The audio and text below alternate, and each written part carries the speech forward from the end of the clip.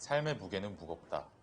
공부, 가정, 노동 등등 모든 것들이 때로는 짐처럼 느껴진다. 가끔씩은 그저 숨쉬고 있는 것만으로도 벅차다고 느껴질 때가 있다. 물론 매일같이 이렇게 삶을 무겁게만 느낀다면 그건 마음이 심각하게 병들어가고 있다는 이야기일 테니 얼른 해결책을 찾아야 한다.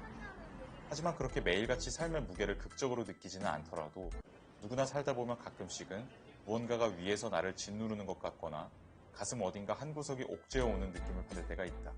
그건 내가 잘못해서가 아니다. 지금까지 잘못 살아와서 벌을 받는 게 아니다. 그보다 삶은 본성적으로 누구에게나 무거운 것이며 그 무게를 인식하면서 살아간다는 것은 오히려 나의 정신이 그 무게를 느끼지도 못할 만큼 퇴락하지는 않았다는 증거다. 그렇게 삶의 무게가 느껴질 때 거기에는 분명 몇 가지의 선택지가 펼쳐져 있다. 그냥 그렇게 계속 살아가거나 아예 무너져 버리거나 그 상황을 극복하고 더욱 위대한 사람이 되어 더욱 높이 고양된 상태에 이르거나 다양한 선택지들이 우리 앞에 펼쳐져 있다. 하지만 대부분 경우 우리는 그러한 선택지를 인식하지는 못한다. 삶이 무겁다는 사실까지는 어렴풋이 인식하지만 거기서 그냥 기존에 살아가던 굴레에 맞게 계속해서 비슷한 패턴을 반복하며 살아가는 것이 대부분의 사람들이 무의식적으로 택하는 길이다. 그런데 때때로 우리들 중 어떤 사람들은 삶의 무게가 바위처럼 나를 짓누르는 순간 그 바위를 깨뜨리고 샘솟는 긍정적 에너지로 모든 무력함을 극복해내곤 한다. 그런 사람들은 삶의 노예가 되기를 거부하며 오히려 삶의 주인이 되고자 한다. 독일의 철학자 니체는 그런 사람들을 초인이라고 불렀다. 초인은 우리를 부정적인 에너지가 감도는 낮은 땅에 묶어두는 족쇄들을 끊어낸다. 그리고 보다 높은 곳으로 올라가서 상쾌한 공기를 마시며 삶을 긍정한다. 니체가 말하는 초인은 초능력자 같은 게 아니다. 초인은 인간을 나약한 존재로 남게 만들고 계속해서 낮은 곳에 묶어두려 하는 수많은 족쇄들을 벗어던질 수 있는 사람을 가리킨다. 니체의 생각에 따르면 우리 주변의 많은 관습들, 도덕규칙들, 다른 사람들의 말 같은 것들은 우리의 삶을 짓누르며 우리를 낮은 곳에 묶어두는 가장 대표적인 힘들이다. 겉보기에는 합리적이어 보이고 당연히 따라야 할 것처럼 보이는 규칙들이나 관습들은 사실 현 상태를 어찌어찌 잘 유지하고 적당히 타협하면서 살아가기 위해 만들어진 나약한 사람들의 규칙에 불과하다. 니체의 생각에 따르면 다수의 나약한 사람들, 즉 삶을 짓누르는 바위를 던져낼 힘이 없는 다수의 사람들이 소수의 강한 사람들을 견제하고 적당히 쳇바퀴 돌듯 살아가는 자신들의 약한 삶을 안정화하기 위해 만들어낸 것이 온갖 규칙과 관습들이다.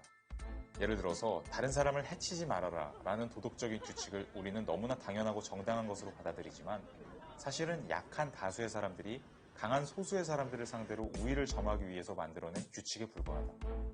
네가 싫어하는 것을 남들에게도 하지 말아라 같은 규칙도 마찬가지다. 이 외에도 너는 이렇게 살아야 한다, 저렇게 살아야 한다, 이렇게 사는 게 좋은 거다, 저렇게 사는 게 좋은 거다 등등 주변 사람들이 관습적으로 반복하는 수많은 틀에 박힌 말들은 삶의 무게를 충분히 극복해내지 못하는 다수의 기준에 맞춰 생겨난 말들일 뿐이다. 약한 다수의 사람들에 의해서 생겨난 규칙과 전통에 잘 복종해서 살아봤자 나에게 돌아오는 것은 더 묵직해진 삶의 짐뿐이다.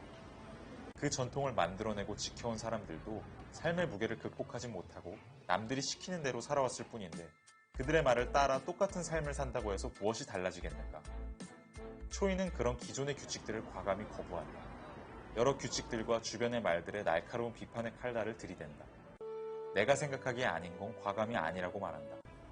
이런 니체의 초인 사상은 매우 공격적이고 폭력적이고 반동적으로 들리기도 한다. 그럼 남에게 해를 끼치란 말인가? 범죄자나 전쟁광이 되라는 말인가? 실제로 히틀러는 자신의 폭력적인 행보를 정당화시키는 데에 니체의 철학을 이용하려 했었다. 하지만 니체의 말을 반드시 범죄나 폭력과 연결시킬 필요는 없다. 니체는 기존의 평화적인 체제를 깨뜨리고 꼭 폭력을 일삼으라고 주문한 것이 아니다. 그보다 니체는 기존에 우리가 당연하게 정당한 것으로 받아들이는 규칙들이나 세상과 삶에 대한 여러 프레임들이 우리의 자유와 후련함을 가로막는 족쇄라는 사실을 인식하고 그것을 과감하게 깨어버릴 필요가 있다고 말했던 것이다. 즉, 삶이 짐으로 느껴질 때면 내가 그동안 너무 당연하게 따르던 것들에 어느새 내가 종속되어 거기에 묶여버린 건 아닐까? 내가 남들이 세워놓은 가치의 노예가 되어버린 것은 아닐까? 그런 상태를 파괴해버리는 게 가능할 수도 있지 않을까? 이런 질문을 던져보라는 이야기다. 한참 힐링이라는 단어가 유행할 때가 있었다. 너 자신을 사랑해. 그대로도 괜찮아. 조금 쉬어도 괜찮아. 너는 그 자체로 사랑받을 만한 사람이야. 이런 이야기들과 함께 힐링의 바람이 불었었다. 그러나 니체가 주변의 규칙들과 족쇄들을 깨어버리라고 한 것은 힐링의 방향성과는 크게 다르다. 니체는 인간이 목적이 아니라 달이라고 말했다. 힐링을 강조하는 사람들은 인간이 목적이라고 말한다. 그 자체로 소중한 무언가라고 말이다. 하지만 니체는 인간이 목적이 아니라 건너가야 할 달이라고 생각했다. 즉, 인간은 극복되어야 할 존재, 더 위대한 존재로 거듭나야 할 존재라는 것이다.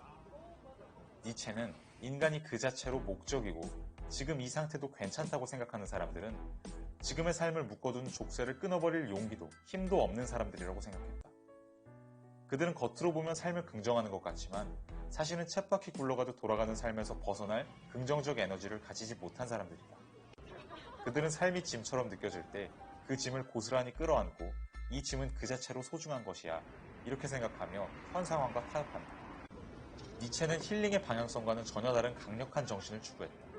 삶이 짐처럼 느껴질 때 그 짐을 산산조각내버리고 자신의 새로운 질서를 창조하는 그런 정신 말이다. 그런 강한 정신이 삶을 더 좋게 만들어줄지는 모르겠다. 사실 니체는 삶의 좋음을 다른 사람들이 이미 만들어 놓은 기준에 따라 평가하려는 시도 자체에 반대했다. 자신만의 좋음을 만드는 것, 그게 그의 철학의 핵심이라 할 수 있다.